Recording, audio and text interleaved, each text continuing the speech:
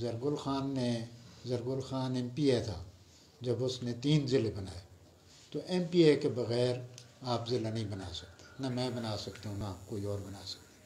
تو M P اے کے ساتھ رابطہ رکھیں، ان کے ساتھ بات کریں۔ اور یہ بھی اچھی بات ہے، اگر کوہستان کے جو 3 ضلع بنے ہیں وہ ایک تحصیل تھی، ایک تحصیل میں 3 ضلع بنے، تو ہماری تو 3 تحصیلیں ہیں، ایک دربند ہے اور ایک ہم ہے اور ایک لسنواب ہے، تو یہ 3 ضلع بن سکتے ہیں۔ اس میں یہ بھی جمال بھائی نے اچھی بات کی، لیکن ایم پی اے کے بغیر یہ کام بالکل نہیں ہو سکتا۔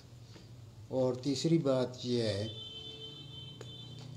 کہ جس کام میں بھی، دنیا کے جس کام میں، اسلام کے کام میں، کفر کے کام میں، کوئی تحریک کے کام میں، کوئی سیاست کے کام، کسی کام میں بھی اخلاص نہ ہونا، وہ کام نہیں ہو سکتا۔ ہر آدمی یہ سوچے کہ میں اپنی لیڈری چاہتا ہوں، جب ضلع بنے گا تو میں کہوں گا جی میں نے، ڈاکٹر راشد نے یہ کام کیا، غلام اکبر نے یہ کام کیا۔